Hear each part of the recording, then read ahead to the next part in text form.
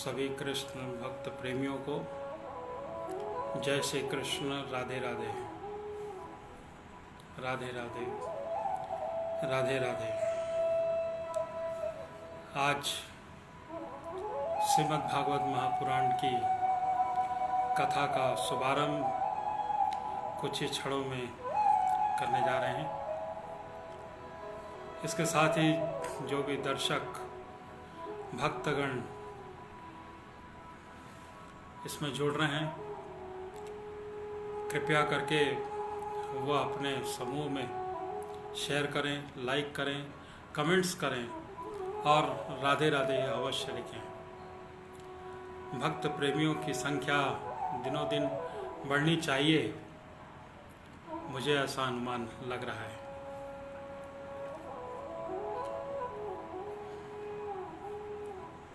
कुछ ही पलों में श्रीमद् भागवत महापुराण की कथा का शुभारंभ श्री गणेश मंगलाचरण करके प्रारंभ करते हैं। गोविंद जय जय गोपाल जय जय, गोविंद जय जय गोपाल जय जय, राधा रमण हरि गोविंद जय जय, गोविंद जय जय गोपाल जय जय, गोविंद जय जय गोपाल जय जय, राधा रमण हरि गोविंद जय जय।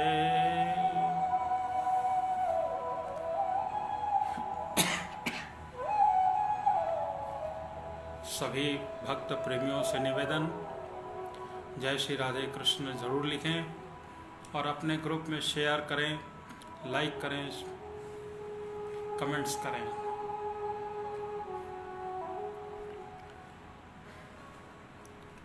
श्रीमद् भागवत महापुराण की कथा का प्रारंभ हम करने जा रहे हैं। 4 बजे से लेकर 40 मिनट तक का हमने समय रखा है। साथ ही अगर प्रभु की इच्छा हुई तो और भी थोड़ा आगे बढ़ाया जा सकता है।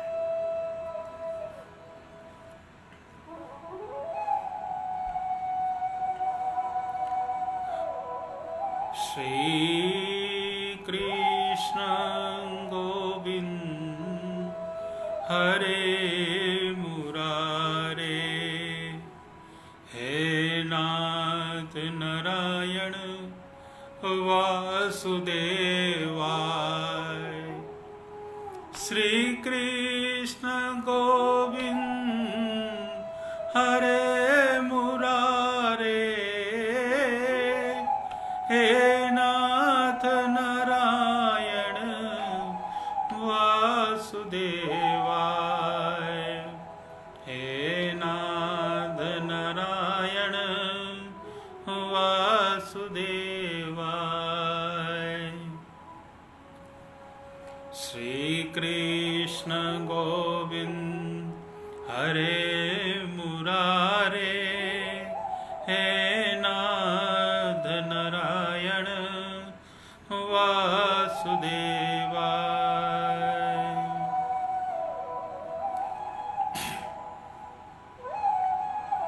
भगवान श्री कृष्ण की असीम अनुकंपा से हम श्रीमद् भागवत महापुराण की कथा का श्रवण आज पुनः एक बार फिर कर रहे हैं। सभी भक्त प्रेमियों से निवेदन है कि वे अपने ग्रुप में शेयर करें, लाइक करें, कमेंट्स करें, जय श्री कृष्ण राधे राधे लिखकर। आइए, 4 बज चुके हैं, मंगलाचरण करते हैं भगवान श्री गणेश की। उसके बाद श्रीमद् भागवत कथा का हिंदी में रूपांतरण कथा करते हैं। त्वमेव मातास्य पितास्य त्वमेव बन्धु सखास्त्वमेव त्वमेव विद्या द्रविणं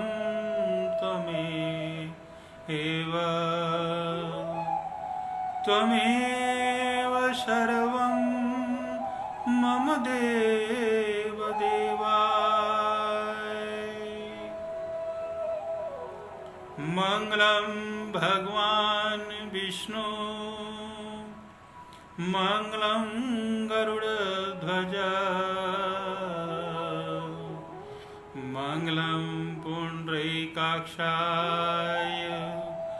मंगलाय तनोहरि।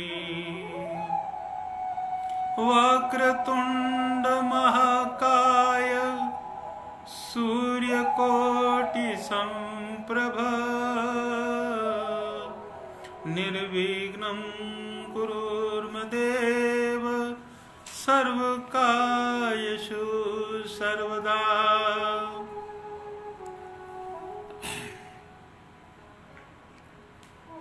ओम श्री गणेशाय नमः। भगवान श्री कृष्ण का एक बार पुनः भजन करते हैं। श्री कृष्ण गोविंद हरे मुरारे हे नाथ नारायण वासुदेवाय।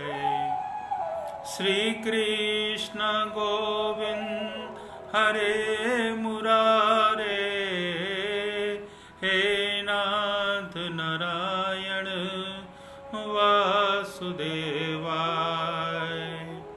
हे नाथ नारायण वासुदेवाय। श्री कृष्ण गोविंद हरे मुरारे हे नाथ नारायण वासुदेवाय। हे नाथ नारायण वासुदेवाय। बोले जय श्री कृष्ण वासुदेव की जय। बोलो वृंदावन बिहारी लाल की जय। जय जय श्री राधे राधे। भगवान श्री कृष्ण की महाभागवत महापुराण की कथा का प्रारंभ कर रहे हैं। धुंधकारी जो प्रेत योनि की जो प्राप्त हो चुकी थी और उनका उद्धार कैसे होता है, आज की कथा का श्रवण करते हैं। सूत जी कहते हैं, शौनक जी, पिता के वन चले जाने पर एक दिन धुंधकारी ने अपनी माता को बहुत पीटा और कहा, बता धन कहाँ रखा है, नहीं तो तेरी अभी जलती हुई लकड़ी से खबर लूंगा। उसकी इस धमकी से डरकर और पुत्र के उपद्रव से दुखी होकर वह रात्रि में कुएं में जा गिरी और इसी से उसकी मृत्यु हो गई। योग निष्ठा गोकर्ण जी तीर्थ यात्रा के लिए निकल गए। उन्हें इस घटनाओं से कोई सुख या दुख नहीं होता था, क्योंकि उनका न तो कोई मित्र था न ही कोई शत्रु था। धुंधकारी 5 वैश्याओं के साथ घर में रहने लगा। उसके लिए उपभोग सामग्री जुटाने की चिंता से उनकी बुद्धि नष्ट कर दी और वह नाना प्रकार के अत्यंत क्रूर कर्म करने लगा। एक दिन उन कुलटाओं ने बहुत से गहने मांगे। वह तो काम से अंधा हो गया था। मौत की कभी उसे याद नहीं आती थी, बस उसे जुटाने के लिए वह घर से निकल पड़ा। वह जहाँ तहाँ बहुत सा धन चुराकर घर लौट आया तथा उन्हें कुछ दूर समुद्र वस्त्र के सुंदर वस्त्र और आभूषण ला कर दिए। चोरी का माल देखकर रात्रि के समय स्त्रियों के विचार किया कि यह नित्य ही चोरी करता है, इसलिए इसे किसी दिन अवश्य राजा पकड़ लेगा। राजा यह सारा धन छीन कर इसे निश्चय ही प्राण दंड देगा। जब एक दिन इसे मरना ही है, तब हम ही धन की रक्षा के लिए गुप्त रूप से इसे क्यों न मार डालें। इसे मारकर हम इसका माल मता लेकर कहीं कहीं चली जाएंगी। ऐसा निश्चय कर उन्होंने कारी को रस्सियों से कस दिया और उसके गले में फांसी लगाकर उसे मारने का प्रयत्न किया। इससे जब वह जल्दी न मरा तो उन्हें बड़ी चिंता हुई। तब उन्होंने उसके मुख पर बहुत से दहकते अंगारे डाले। इससे वह अग्नि की लपेटों में बहुत छटपटा कर मर गया। उन्होंने उसके शरीर को एक गड्ढे में डालकर गाड़ दिया। सच है, स्त्रियां प्रायः बहुत दुस्साहसी होती हैं। उसके इस कृत्य की किसी को पता न चला। लोगों के पूछने पर कह देती थी कि हमारे प्रियतम पैसे के लोभ से अब की बार कहीं दूर चले गए हैं, इसी वर्ष अंदर लौट आएंगे। बुद्धिमान पुरुष को दुष्ट स्त्रियों का कभी विश्वास नहीं करना चाहिए। जो मूर्ख इसका विश्वास करता है उसे दुखी होना पड़ता है। इनकी वाणी तो अमृत के समान कमियों के हृदय रस का संचार करती हैं, किंतु हृदय छुरे के समान तीक्ष्ण होता है। भला इन स्त्रियों का प्यारा कौन है। वे कुलटाए धुंधकारी की सारी संपत्ति समेटकर वहां से चंपत हो गई। उनके ऐसे न जाने कितने पति थे और धुंधकारी अपने कुकर्मों के कारण भयंकर प्रेत हुआ। वह बवंडर के रूप में सर्वदा दसों दिशाओं में भटकता रहता था तथा शीत घाम से सतत और भूख प्यास से व्याकुल रहने के कारण हा देव चिल्लाता रहता था, परंतु उसे कहीं भी कोई आश्रय न मिला। कुछ काल बीतने पर गोकर्ण भी लोगों के मुख से धुंधकारी को मृत्यु का समाचार सुना। तब उसे अनाथ समझकर उन्होंने उसका गया जी में श्राद्ध किया और वहां भी जहां तहां वो जाते थे उनका श्राद्ध अवश्य करते थे। इस प्रकार घूमते घूमते गोकर्ण अपने नगर में आए और रात्रि के समय दूसरों की दृष्टि से बचकर सीधे अपने घर में आंगन के सोने के लिए पहुंचे। वहां अपने भाइयों को सोया देखकर आधी रात के समय धुंधकारी ने अपना बड़ा विकट रूप दिखाया। वह कभी भेड़ा, कभी हाथी, कभी भैंसा, कभी इंद्र और कभी अग्नि का रूप धारण करता। अंत में वह मनुष्य के आकार में प्रकट हुआ। वे विपरीत अवस्थाओं को देखकर गोकर्ण ने निश्चय किया कि यह कोई दुर्गति का प्राप्त अवश्य जीव है। तब उन्होंने उससे धैर्यपूर्वक पूछा। गोकर्ण कहा, तू कौन है? रात्रि के समय ऐसे भयानक रूप क्यों दिखा रहा है? तेरी यह दशा कैसी हुई है? हमें तो बता तो सही। तू प्रेत है, पिशाच है अथवा कोई राक्षस है? सूत जी कहते हैं कि गोकर्ण इस प्रकार पूछने पर वह बार बार जोर से रोने लगा। उसमें बोलने की शक्ति नहीं थी, इसलिए उसके मन केवल संकेत मात्र किया। तब गोकर्ण ने अंजलि में जल लेकर उसे अभिमंत्रित करके उस पर छिड़का। इससे उसके पापों का कुछ शमन हुआ और इस प्रकार कहने लगा। प्रेत बोला कि मैं तुम्हारा भाई हूँ, मेरा नाम है धुंधकारी। मैंने अपने ही दोष से अपना ब्राह्मण तत्व नष्ट कर दिया है। मेरे कुकर्मों की गिनती नहीं की जा सकती है। मैं तो महान अज्ञान में चक्कर काट रहा था, इसी से मेरे लोगों की बड़ी हिंसा की। अंत में उल्टा स्त्रियों ने मुझे तड़पा तड़पा कर मार डाला है। इसी से अब प्रेत योनि में पड़कर यह दुर्दशा भोग रहा हूँ। अब दैवश कर्म फल का उदय होने से मैं केवल वायु भक्षण करके ही जी रहा हूँ। भाई, तुम दया के समुद्र हो, अब किसी प्रकार जल्दी ही मुझे इसे योनि से छुड़ाओ। गोकर्ण ने धुंधकारी की सारी बातें सुनी और तब उससे कहा। गोकर्ण ने कहा कि भाई, मुझे इस बात का बड़ा आश्चर्य है कि मैंने तुम्हारे लिए विधि पूर्वक गया जी में पिंडदान किया है, फिर भी तुम प्रेत योनि से मुक्त कैसे नहीं हुए? यदि गया श्राद्ध से भी तुम्हारी मुक्ति नहीं हुई है, तब इसका और भला कोई उपाय ही नहीं है। अच्छा, तुम यह बात खोल कर कहो, मुझे अब क्या करना चाहिए?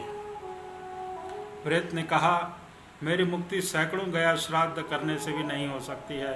अब तो तुम इसका कोई उपाय और सोचो। प्रेत की यह बात सुनकर गोकर्ण को बड़ा आश्चर्य हुआ। वे कहने लगे, यदि सैकड़ों गया श्राद्ध से भी तुम्हारी मुक्ति नहीं हो सकती, तब तो तुम्हारी मुक्ति असंभव ही है। अच्छा, अभी तो तुम निर्भय होकर अपने स्थान पर हो, मैं विचार करके तुम्हारी मुक्ति के लिए कोई दूसरा उपाय सोचता हूँ। गौकर्ण की आज्ञा पाकर धुंधकारी वहां से अपने स्थान चला गया। इधर गौकर्ण ने रात भर विचार किया, तब भी उन्हें कोई उपाय नहीं सूझा। प्रातः काल उनको आया देखकर लोग प्रेम से उनसे मिलने आए। तब गौकर्ण ने रात में कुछ जिस प्रकार हुआ था वह सब उन्हें सुना दिया। उनसे जो लोग विद्वान, योगनिष्ठ, ज्ञानी और वैदज्ञ थे, उन्होंने भी अनेक शास्त्रों को उलट पुलट कर देखा, तो भी उसकी मुक्ति का कोई उपाय न मिला। तब सभी ने यह निश्चय किया कि इस विषय में सूर्य नारायण को जो आज्ञा करें वही करना चाहिए। अतः गौकर्ण से अपने तपोबल से सूर्य की गति को रोक दिया। उन्होंने स्तुति की, भगवान आप सारे संसार के साक्षी हैं, मैं आपको नमस्कार करता हूँ, आप मुझे कृपा करके धुंधकारी की मुक्ति का साधन बतलाइए। गौकर्ण की यह प्रार्थना सुनकर सूर्यदेव ने दूर से ही स्पष्ट शब्दों में कहा कि श्रीमद् भागवत की मुक्ति ही हो सकती है, इसलिए तुम उसका सप्ताह पारायण करो। सूर्य का धर्ममय वचन सुनकर वहां सभी ने सुना। तब सबने यही कहा कि प्रयत्न पूर्वक यही करो, और यह साधन बहुत सरल है। अतः गौकर्ण भी तदनुसार निश्चय करके कथा सुनाने के लिए तैयार हो गए। देश और गांवों से अनेकों लोग कथा सुनने के लिए आए। बहुत से लंगड़े, लूले, अंधे, बूढ़े और मंदबुद्धि पुरुष भी अपने पापों की निवृत्ति के उद्देश्य के लिए वहां आ पहुंचे। इस प्रकार वहां इतनी भीड़ हो गई कि उसे देखकर देवताओं को भी आश्चर्य होता था। जब गौकर्ण व्यास गद्दी पर बैठकर कथा कहने लगे, तब वह प्रेत भी वहां आ पहुंचा और इधर उधर बैठने के लिए स्थान ढूंढने लगा। इतने में उसकी दृष्टि एक सीधे रखे हुए 7 गांठ के बांस पर पड़ी। उसी के नीचे पर छिद्र में घुसकर वह कथा सुनने के लिए बैठ गया। वायु रूप होने के कारण वह बाहर कहीं बैठ नहीं सकता था, इसलिए बांस में घुस गया। गौकर्ण ने एक वैष्णव ब्राह्मण को मुख्य श्रोता बनाया था और प्रथम स्कंद से ही स्पष्ट स्वर में कथा सुनना प्रारंभ कर दी। सायंकाल में जब कथा को विश्राम दिया गया, तब एक बड़ी विचित्र बात हुई। वहां सभासदों को देखते देखते उस बांस की एक गांठ तड़ तड़ कर शब्द करती फट गई।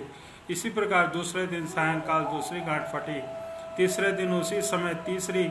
इस समय 7 दिनों में 7 गांठों को फोड़कर धुंधकारी 12 स्कंदों के सुनने से पवित्र होकर प्रेत योनि से मुक्त हो गया और दिव्य रूप धारण करके सबके सामने प्रकट हो गया। उसका मेघ के समान श्याम शरीर पीतांबर और तुलसी की मालाओं से सुशोभित था तथा सिर पर मनोहर मुकुट और कानों में कमलीय कुंडल झिलमिला रहे थे। उसने तुरंत अपने भाई गौकर्ण को प्रणाम करके कहा, भाई, तुमने मेरा कृपा करके प्रेत योनि से यातनाओं से मुक्त कर दिया है। बोलिए श्री राधा कृष्ण भगवान की जय। यह प्रेत पीड़ा नाश करने वाली भागवत प्रेमी की कथा धन्य है तथा श्री कृष्ण के धाम की प्राप्त करने वाला यह इसका परायण धर्म भी है। यह धन्य है। जब सप्ताह श्रवण के लोग योग कर लगता है, तब पाप धर्रा उठाते हैं, तब यह भागवत की कथा जल्दी ही हमारा अंत कर देती है। जिस प्रकार आग गीली सूखी छोटी बड़ी सब तरह की लकड़ियों को जला डालती है, इसी प्रकार यह सप्ताह श्रवण मन वचन कर्म द्वारा किए हुए नए पुराने छोटे बड़े सभी प्रकार के पापों को नष्ट कर देता है।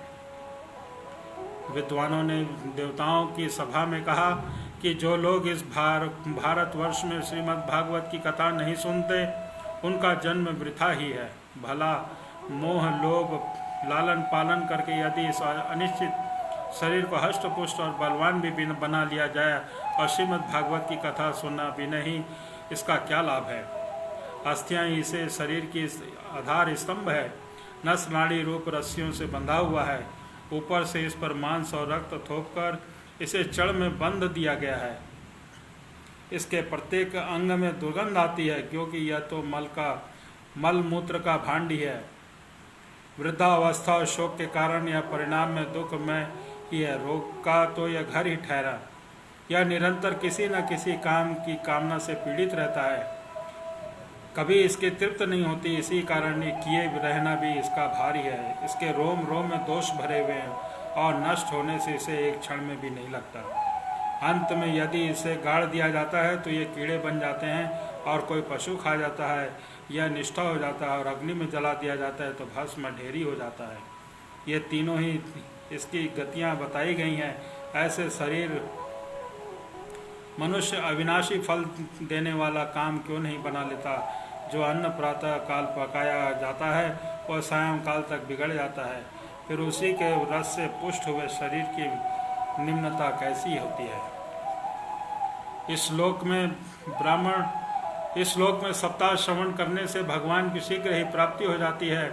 तो अतः इस प्रकार के दोषों की निवृत्ति के लिए एकमात्र यही साधन है।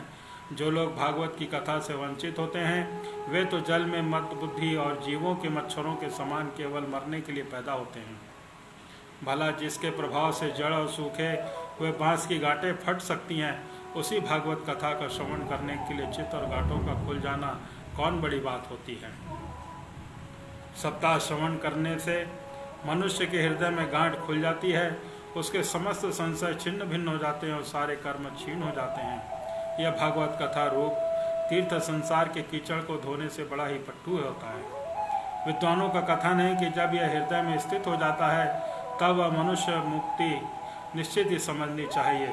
जिस समय धुंधकारी ये सब बातें कह रहा था, जिसके लिए वैकुंठवासी पार्षदों के सहित एक विमान उतरा, उससे सब और मंडलाकार प्रकाश फैल रहा था। सब प्रकार के सामनों से धुंधकारी उस विमान पर चढ़ गया। तब उस विमान पर आए पार्षदों को देखकर उसने गौकर्ण से एक बात कही। गौकर्ण ने पूछा, भगवान के प्रिय पार्षदों, यहाँ हमारे अनेकों शुद्ध हृदय श्रोतागण हैं, उन सब के लिए तो आप लोग एक बहुत से विमान क्यों नहीं लाए गए। हम देखते हैं कि यहाँ सभी ने समान रूप से कथा सुनी है, फिर फल में इस प्रकार का भेद क्यों हुआ, यह बतलाइए। भगवान ने सेवकों से कहा कि हे मानद, इस फल भेद का कारण इनके श्रवण का ही भेद है। यह ठीक है कि श्रवण तो सब ने समान रूप से किया है, किंतु इसके जैसा मनन नहीं किया। इसी से इसके एक साथ भजन करने पर उसके फल में भेद रहा है। इस प्रेत ने 7 दिनों तक निराहार रहकर श्रवण किया था तथा सुने हुए विषय पर स्थिर चित्त से खूब मनन विषाद भी करता रहता था। जो ज्ञान दृष्ट नहीं होता वह व्यर्थ हो जाता है। इस प्रकार ध्यान न देने से श्रवण का संदेह मंत्र या चित्त से इधर उधर भटकने से जब का भी कोई फल नहीं होता है। वैष्णवहीन देश अपात्र को कराया हुआ श्राद्ध भोजन, अशोहित को दिया हुआ दान, आचारहीन कुल, इन सब का नाश हो जाता है। गुरु वचनों में विश्वास, दीनता का भाव, मन के दोष को विजय तथा कथा में चित्त एकाग्रता इत्यादि नियमों आदि का पालन किया जाए तो श्रवण यथार्थ फल मिलता है। यदि ये श्रोता फिर से श्रीमद् भागवत की कथा सुने तो निश्चय ही सबको वैकुंठ की प्राप्ति होती है। और गौकर्ण जी, आपको तो भगवान स्वयं आकर गोलोक में ले जाएंगे। यूं कहकर सब पार्षद हरि कीर्तन करते हुए वैकुंठ लोक को चले गए। श्रावण मास में गौकर्ण ने फिर उसी प्रकार सप्ताह क्रम से कथा कही और उन श्रोताओं से उसे फिर सुना। नारद जी, इस कथा में समाप्ति पर जो कुछ हुआ वह सुनिए। वहाँ भक्तों से भरे हुए विमानों के साथ भगवान प्रकट हुए।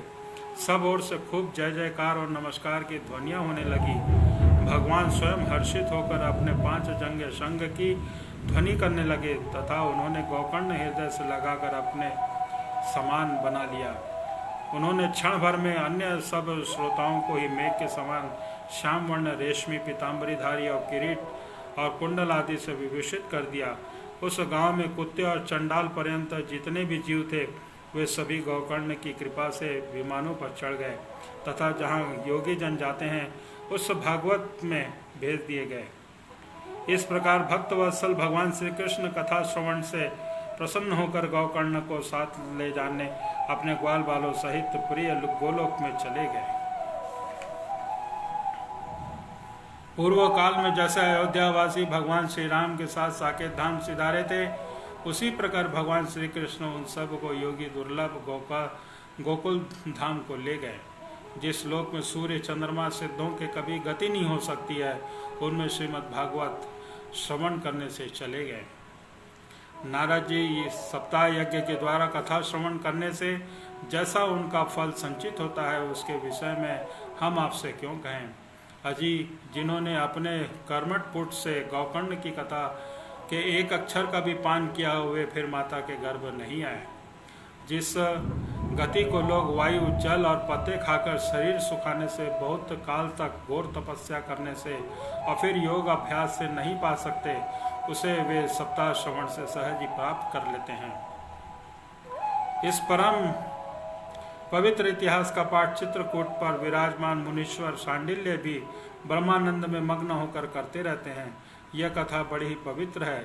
इस बार के श्रवण से ही समस्त पाप शासी को भस्म कर देते हैं। इस प्रकार श्राद्ध के समय पाठ किया जाए तो निश्चय ही पितृगण को बड़ी तृप्ति होती है और नित्य पाठ करने से मोक्ष को प्राप्त होती है। बोलिए श्री राधा कृष्ण भगवान की जय। गोविंद जय जय गोपाल जय जय, गोविंद जय जय गोपाल जय जय, राधा रमण हरि गोविंद जय जय, गोविंद जय जय गोपाल जय जय, गोविंद जय जय गोपाल जय जय, राधा रमण हरि गोविंद जय जय। बोलो जय श्री कृष्ण वासुदेव की जय। बोलो वृंदावन बिहारी लाल की जय। बोलो जय जय श्री राधे राधे। श्रीमद् भागवत कथा का आगे की ओर चलते हैं। सप्ताह यज्ञ की विधि होती है। श्री संकादि जी कहते हैं, नारद जी हम आपको सप्ताह श्रवण की विधि बतलाते हैं। यह विधि प्रायः लोगों की सहायता और धन की साध्य कही गई है। पहले तो यत्न पूर्वक ज्योतिषी को बुलाकर मुहूर्त पूछना चाहिए तथा विवाह के लिए जिस प्रकार धन का प्रबंध किया जाता है उस प्रकार धन की व्यवस्था इसके लिए करना चाहिए। कथा आरंभ करने में भाद्रपक्ष, आश्विनी, कार्तिक, मार्गशीर्ष और आषाढ़ और श्रावण के ये 6 महीने श्रोताओं के लिए मोक्ष की प्राप्ति के कारण होते हैं। देवर्षि इन महीनों में भी भद्रा, व्यधिपात आदि कुयोगों को सर्वथा त्याग देना चाहिए तथा दूसरे लोग को जो उत्साही हों उन्हें अपना सहायक बना लेना चाहिए। फिर प्रयत्न करके देश देशांतरों में संवाद भेजना चाहिए कि कहाँ कथा हो रही है। सब लोगों को सपरिवार पधारना चाहिए। जो स्त्री शूद्रादि भागवत कथा एवं संकीर्तन से दूर पड़ गए हैं उनको भी सूचना देना चाहिए, ऐसा प्रारंभ करना चाहिए। देश विदेश में विरक्त वैराग्य हरि कीर्तन के प्रेमी हो उनके पास निमंत्रण पत्र अवश्य भेजें। उन्हें लेखने के लिए इस प्रकार बताई गई है। महानुभाव, यहाँ 7 दिवस सत्पुरुषों बड़ा दुर्लभ समागम रहेगा और अभूतपूर्व रसमयी श्रीमद् भागवत की कथा होगी। आप लोग भागवत रस के रसिक हैं तथा श्रीमद् भागवत कथा का पान करने के लिए प्रेम पूर्वक शीघ्र ही पधारने की कृपा करें। यदि आपको विशेष अवकाश न हो तो भी एक दिन के लिए तो अवश्य कृपा करनी चाहिए, क्योंकि यहाँ तो एक क्षण भी अत्यंत दुर्लभ है। इस प्रकार विनय पूर्वक उन्हें निमंत्रण करें और जो लोग आए हैं उसके लिए यथोचित निवास स्थान का प्रबंध करना चाहिए। कथा का श्रवण किसी तीर्थ में, वन में अथवा परम या घर पर भी अच्छा माना गया है, जहाँ लंबा चौड़ा मैदान हो। कहीं कथा स्थल रखनी चाहिए। भूमि का योजन, मार्जन और लेपन करके रंग बिरंगी धातुओं से चौक पूरे। घर की सारी सामग्री उतार कर एक कोने में रख दे। 5 दिन पहले से ही बलपूर्वक बहुत से बिछाने के वस्त्र एकत्र कर ले तथा केले के खंभों से सुशोभित एक ऊंचा मंडप तैयार करे। उसे सब और फल, पुष्प, पत्र, चांदवे से अलंकृत करे और चारों ओर झंडियां लगाकर तरह तरह के सामानों से सजा दे। उस मंडप में कुछ ऊंचाइयों पर 7 विशाल लोकों की कल्पना करे और उसमें विरक्त ब्राह्मणों को बुलाकर बैठाए। आगे की ओर उनके लिए यथोचित आसन तैयार रखे। इसके पीछे वक्ता के लिए एक भी दिव्य सिंहासन का प्रबंध करे। यदि वक्ता का मुख उत्तर की ओर रहे तो श्रोता पूर्वामुख बैठे। यदि वक्ता पूर्वामुख रहे तो श्रोता को उत्तर की ओर मुख करके बैठना चाहिए, अथवा वक्ता और श्रोता को पूर्व मुख उत्तर होकर बैठना चाहिए। देश काल आदि को जानने वाले महानुभावों ने श्रोता के लिए ऐसा ही नियम बताया है, जो वेद शास्त्र की स्पष्ट व्याख्या करने में समर्थ हो, तरह तरह के दृष्टांत दे सकता हो तथा विवेकी और अत्यंत निष्पक्ष हो। ऐसे विरक्त विष्णु भक्त ब्राह्मण को वक्ता बनाना चाहिए। श्रीमद् भागवत के वचन में और ऐसे प्रवचन में लोगों को नियुक्त नहीं करना चाहिए जो पंडित होने पर भी अनेक धर्मों के चक्कर में पड़े हुए हैं, स्त्री लंपट और पाखंड के प्रचारक हों। वक्ता के पास उनकी सहायता के लिए एक वैसा ही विद्वान और स्थापित करना चाहिए, वैसा ही इस प्रकार संशयों की निवृत्ति करने के समर्थ और लोगों को समझाने में कुशल हो। कथा प्रारंभ के एक दिन पूर्व व्रत ग्रहण करने के लिए वक्ता को करा लेना चाहिए तथा अरुणाम समय शौच से मृत होकर अच्छी तरह स्नान करे और संध्या आदि अपने नित्य कर्मों को संक्षेप में समाप्त करके कथा के विघ्नों को निवृत्त होने के लिए गणेश का पूजन करे। तदंतर पितृगण तर्पण कर पूर्व पापों की शुद्धि के लिए प्रायश्चित करे और एक मंडल बनाकर श्री हरि को स्थापित करे। फिर भगवान श्री कृष्ण को लक्ष्य करके मंत्रोच्चारण पूर्वक क्रमशः पड़ोसोपार विधि से पूजन करे और उसके पश्चात प्रतीक्षण और नमस्कार आदि कर इस प्रकार की स्तुति करे। करुणा निधान में संसार युक्त में डूबा हुआ और बड़ा दीन हूँ। कर्मों के मोह रूपी ग्राहक ने मुझे पकड़ रखा है। आप इस संसार में मेरा उद्धार कीजिए। इसके पश्चात धूप दीप सामग्रियों से श्रीमद् भागवत की बड़े उत्साह और प्रीतिपूर्वक विधि विधान से पूजा करे। फिर पुस्तक के आगे नारियल रखकर नमस्कार करे और प्रसन्न चित्त होकर इस प्रकार स्तुति करे। श्रीमद् भागवत के रूप में आप साक्षात भगवान श्री कृष्ण विराजमान है। नाथ, मेरे भगवत सार से छुटकारा पाने के लिए आपकी शरण है। मेरा यह मनोरथ आपकी चिंता से, आपके बिना इस विघ्न बाधा से शशोपांग पूरा करें। केशव, मैं आपका दास हूँ। इस प्रकार दीन वचन कहकर फिर वक्ता का पूजन करे, फिर सुंदर वस्त्राभूषण विभूषित करे और फिर पूजा के प्रकार उसकी इस प्रकार स्तुति करे। शुक्र स्वरूप भगवान, आप समझाने पर कला में कुशल और सब शास्त्रों में पारंगत हैं। कृपया कर इस प्रकार को प्रकाशित करके मेरा ज्ञान दूर करें। फिर अपने कल्याण के लिए प्रसन्नता पूर्वक आपके सामने नियम ग्रहण करें और 7 दिनों तक यथाचित उसका पालन करें। कथा में विघ्न न हो, इसके लिए 5 ब्राह्मणों और वर्ण करें। वे दशाक्षर मंत्र द्वारा भगवान के नामों का जप करें।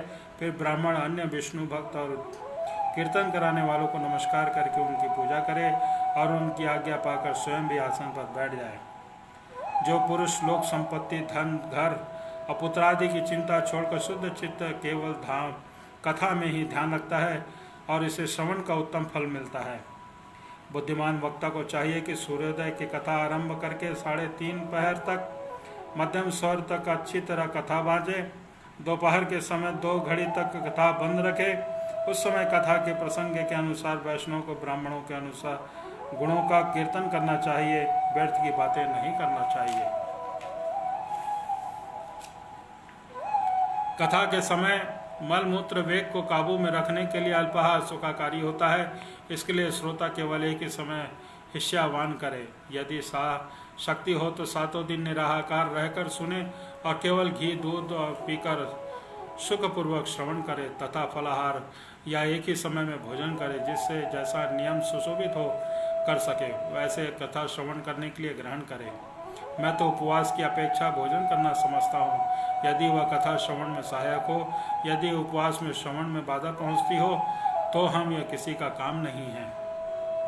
नारद जी, नियम के सप्ताह सुनने वाले पुरुषों के नियम सुनिए। विष्णु भक्त की दीक्षा से यदि पुरुष कथा श्रवण अधिकारी नहीं है तो पुरुष नियम की कथा सुने। उसे ब्रह्मचर्य से रहना, भूमि पर सोना, नित्य प्रतीत कथा समाप्त होने पर पत्तल में भोजन करना चाहिए। दाल, मधु, तेल, गरिष्ठ अन्न भाव दूषित पदार्थों से बासी अन्न इसका सर्वदा त्याग करना चाहिए। काम, क्रोध, मद, मान, मत्सर, लोभ, दंभ, मोह, द्वेष का अपने पास में भी फटकने नहीं करना चाहिए। वह वेद, ब्राह्मण, वैष्णव, गुरु, गौ सेवक, स्त्री, राजा और महापुरुषों की निंदा से बचें। नियम से कथा सुनने वाले पुरुष को रजस्वली स्त्री, अत्यंत मलेच्छा, पवित्र, पतित, गायत्रीहीन, द्विज, ब्राह्मणों से द्वेष करने वाले तथा वेद को न मानने वाले पुरुषों से बात नहीं करना चाहिए। सर्वदा सत्य, शौच, दया, मौन, सरलता, विनय, उदारता का बर्ताव करना चाहिए। धनहीन, क्षय रोगी, किसी अन्य रोग से पीड़ित, भाग्यहीन, पापी, पुत्रहीन, मुमुक्षु भी यह कथा श्रवण करे। जिस स्त्री का रजो दर्शन रुक गया हो, जिसके एक ही संतान होकर रह गई हो, वह बांझ हो, जिसकी संतान होकर मर जाती हो, उसका गर्भ गिर जाता हो, वह यत्न पूर्वक इसकी कथा सुने। यह सब यदि विधिवत कथा सुने तो उन्हें अक्षय फल प्राप्ति होती है। यह अत्यंत दिव्य तथा करोड़ों यक्षों का फल देने वाली है। इस प्रकार इस व्रत की पतियों का पालन करने वाले विद्यापान करें। उन्हें इसके विषय में फल की इच्छा हो, वे जन्माष्टमी के समान इस व्रत का कथा का उद्यापन करें। किंतु जो भगवान के अकिंचन भक्त हैं, उसके लिए उद्यापन का कोई ग्राहक नहीं है।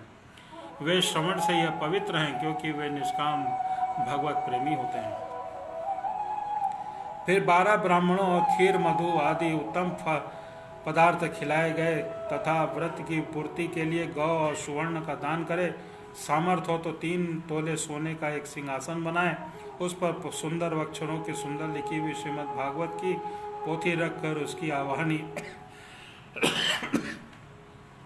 विविध उपचारों से पूजा करे। और फिर जितेंद्रीय आचार्य को उसका वस्त्र, आभूषण और गंधादि से पूजन और दक्षिणा से सहित समर्पण कर देवे। यो करने से वह बुद्धिमान दाता जन्म मरण के बंधनों से मुक्त हो जाता है। सप्ताह पारायण की विधि सब पापों से मुक्त हो जाती है। इसका यह प्रकार ठीक ठाक पालन करने से मंगलमय भागवत पुराण अभिष्ट फल प्रदान करता है और अर्थ, कर्म, दान, काम, मोक्ष चारों की प्राप्ति का साधन हो जाता है। इसमें संदेह नहीं है। सनकादि कहते हैं कि नारद जी, इस प्रकार तुम्हें यह सप्ताह श्रवण की विधि हमने पूरी सुना दी। अब और क्या सुनना चाहते हैं? श्रीमद् भागवत योग, भोग, मोक्ष दोनों ही हाथ लग जाते हैं। सूत जी कहते हैं, सौनक जी, योग कहकर महामुनि सनकादि 1 सप्ताह तक विधि पूर्वक इस स्वरूप पापनी परम पवित्र तथा भोग और मोक्ष प्रदान करने वाली भागवत कथा का प्रवचन किया। सब प्राणियों में नियम पूर्वक इसे श्रवण किया। इसके पश्चात उन्होंने विधि पूर्वक भगवान पुरुषोत्तम की स्तुति की। कथा के अंत में ज्ञान, वैराग्य, भक्ति की बड़ी पुष्टि मिली और वे तीनों एकदम तरुण होकर जीवों की चित्त अपनी ओर आकर्षित करने लगे। अपना मनोरंज पूरा करने के लिए नारद जी को बड़ी प्रसन्नता हुई। उनके सारे शरीर में रोमांच आया, वे परमानंद से उठ उठे। इस प्रकार तत्कथा श्रवण करके भगवान के प्यारे नारद जी हाथ जोड़कर प्रेम गदगद वाणी से सनकादि से कहने लगे। नारद जी ने कहा कि मैं धन्य हूँ, आप लोगों ने करुणा करके मुझे बड़ा ही अनुग्रहित किया है। आप मुझे सर्व पापनी भगवान श्री हरि की प्राप्ति हो गई है। तपोधन श्रीमद् भागवत श्रवण को ही धर्मों से श्रेष्ठ मानता हूँ, क्योंकि इसके लिए श्रवण वैकुंठ गोलोक बिहारी श्री कृष्ण प्राप्ति होती है। सूत जी कहते हैं, सौनक जी, वैष्णव श्रेष्ठ नारद जी यूँ कह रहे हैं कि वहाँ घूमते फिरते योगेश्वर सुखदेव जी आ गए। कथा समाप्त होते व्यसन नंदन सुखदेव जी वहाँ पधारे। 16 वर्ष की आयु आत्म लाभ से पूर्ण ज्ञान रूपी महासागर संवर्धन करने के लिए चंद्रमा के समान वे प्रेम से धीरे धीरे श्रीमद् भागवत का पाठ कर रहे थे। परम तेजस्वी सुखदेव को देखकर सारे सभासद झटपट खड़े हो गए और उन्हें ऊंचे आसन पर बैठाया। फिर देवर्षि नारद ने उनका प्रेम पूर्वक पूजन किया। उन्होंने सुखपूर्वक बैठकर कहा, आप लोग मेरे निर्मल वाणी सुनिए। सुखदेव जी बोले हैं, रसिक एवं भावुकजन, यह श्रीमद् भागवत वेद रूप कल्प वृक्ष का परिपक्व फल है। सुखदेव शुक्र के मुख का संयोग होने से अमृतसर के परिपूर्ण है। यह रस ही रस है, इसमें न तो छिलका है न गुठली है। यह इसी लोक में सुलभ है। जब तक शरीर में चेतना रहे तब तक आप लोग इसका बार बार पान करें। महामुनि व्यास ने श्रीमद् भागवत महापुराण की रचना की है। इसमें निष्कपट निष्काम परम धर्म का निरूपण है। इसमें शुद्धांतकरण सत्पुरुषों के जानने योग्य कल्याणकारी वास्तविक वस्तु का वर्णन है, जिसमें तीनों तापों की शांति होती है। इसका आश्रय लेने के लिए दूसरे शास्त्र अथवा साधन की आवश्यकता नहीं रहती है। जब कभी पुण्यात्मा पुरुष इसके श्रवण की इच्छा करते हैं, तभी ईश्वर अविलंब करके हृदय में अवरुद्ध हो जाता है। यह भागवत पुराणों की तिलक और वैष्णव का धन है। इसमें परमहंस प्राय विशुद्ध ज्ञान की ही वर्णन किया गया है। तब ज्ञान, वैराग्य और भक्ति सहित निष्कृत प्रकाशित किया गया। जो पुरुष भक्तिपूर्वक इसके श्रवण पठन से मनन में तत्पर रहता है, वह मुक्त हो जाता है। यह रस स्वर्गलोक, सत्यलोक, कैलाश, वैकुंठ में भी नहीं है। इसलिए भगवान श्रोताओं, तुम इनका खूब पान करो और इसे कभी मत छोड़ो, कभी मत छोड़ो। सुखदेव जी कहते हैं कि इस प्रकार कह रहे थे कि सभा में बीचों बीच प्रहलाद, बलि, उद्धव, अर्जुन आदि पार्षदों सहित साक्षात श्री हरि प्रकट हो गए। तब देवर्षि नारद ने भगवान के भक्तों को यथोचित पूजा की। भगवान को प्रसन्न देखकर देवर्षि ने उन्हें एक विशाल सिंहासन में बैठा दिया। सब लोग उनके सामने संकीर्तन करने लगे। तब कीर्तन को देखकर श्री पार्वती जी सहित महादेव जी और ब्रह्मा जी भी आ गए। कीर्तन आरंभ हुआ। प्रहलाद जी, जो चंचल गति फुर्तीले होने के कारण करतल बजाने लगे। उद्धव जी झांझे उठा ली। देवर्षि नारद वीणा की ध्वनि करने लगे। स्वर ज्ञान कुशल होने के कारण अर्जुन राग अलापने लगे। इंद्र ने मृदंग बजाना आरंभ किया। शंखादि बीच बीच में जय घोष करने लगे। इन सब के आगे सुखदेव तरह तरह के रस अंग भगी भाव करके बताने लगे। इन सब के बीच में परम तेजस्वी भक्ति, ज्ञान और वैराग्य नटों के समान नाचने लगे। ऐसा अलौकिक कीर्तन देखकर भगवान प्रसन्न हो गए।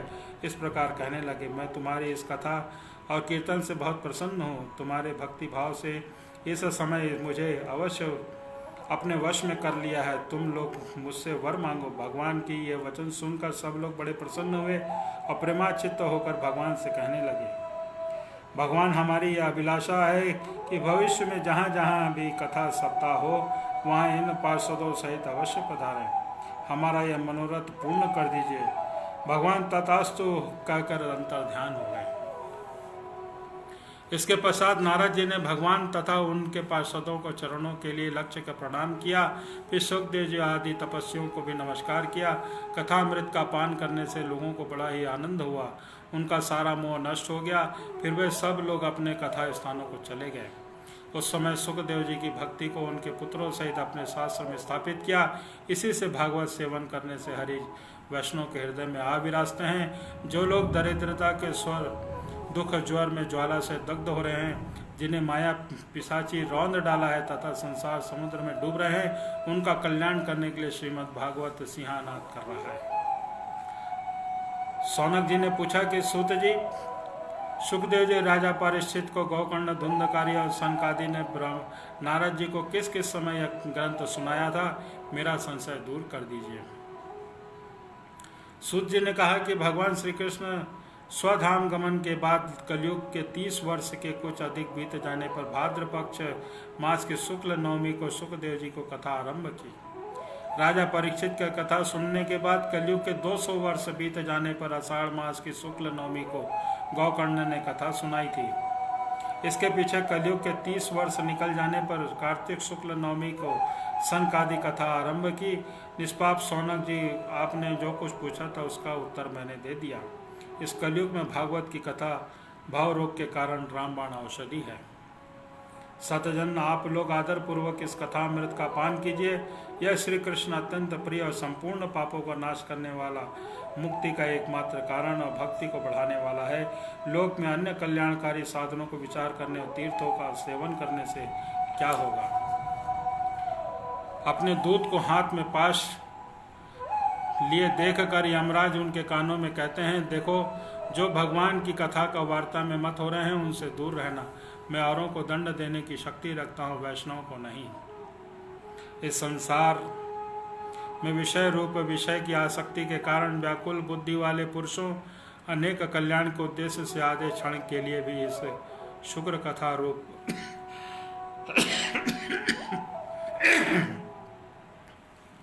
शुक कथा रूप अनुपम सुधा का पान करो। प्यारे भाइयों, निश्चय ही कथाओं में युक्त रूप व्यर्थ ही क्यों भटक रहा हो। इस कथा के कान से प्रवेश करते ही मुक्ति हो जाती है और इस बात का साक्षी परीक्षित है। श्री सुखदेव जी प्रेम रस में प्रवाह में स्थित होकर इस कथा को कहा है। जिसके कंठ से संबंध हो जाता है वह वैकुंठ का स्वामी बन जाता है। शौनक जी, मैंने अनेक शास्त्रों को देखकर आपको यह परम गोप्य रहस्य अभी सुनाया है। इन शास्त्रों की सिद्धांतों को यही निचोड़ है। संसार के सुख शास्त्र से अधिक पवित्र और कोई वस्तु नहीं है। अतः आप लोग परमानंद की प्राप्ति के लिए इस द्वादश स्कंद का रसपान करते रहें। जो पुरुष नियम पूर्वक इस कथा का भक्ति भाव से श्रवण करता है और जो शुद्ध करण अंतःकरण से भक्तजनों के सामने सुनता है, वे दोनों ही विधि का पूरा पालन करने के कारण इसका यथार्थ पाल पाते हैं और इसके लिए त्रिलोकी में कुछ असाध्य नहीं रह जाता है।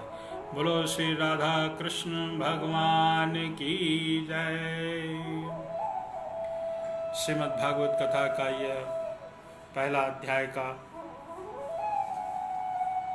6वां स्कंद खत्म होता है। श्री कृष्ण का स्मरण करते हैं। श्री कृष्ण गोविंद हरे मुरारे, हे नाथ नारायण वासुदेवाय। श्री कृष्ण गोविंद हरे मुरारे, हे नाथ नारायण वासुदेवाय। हे नाथ नारायण वासुदेवाय। हे नाथ नारायण वासुदेवाय। श्री कृष्ण गोविंद हरे मुरारे, हे नाथ नारायण वासुदेवाय। बोलो श्री वृंदावन बिहारी लाल की जय। बोलो श्री राधा कृष्ण भगवान की जय। जय जय श्री राधे राधे। आज हमारी कथा यहीं पे समाप्त करते हैं। हम पुनः फिर कल एक बार श्रवण करते हैं। भगवान की कथा समाप्त होने के बाद में तुलसी पत्र भगवान का प्रसाद जरूर ग्रहण करना चाहिए। मैं भी यहाँ पर अपने आप को दे रहा हूँ। मेरे पास में जो बैठे हैं उनको भी तुलसी पत्र देता हूँ। आप लोग भी अपने घर पर तुलसी पत्र जरूर लें, प्रसाद के रूप में लाभ होगा आपको।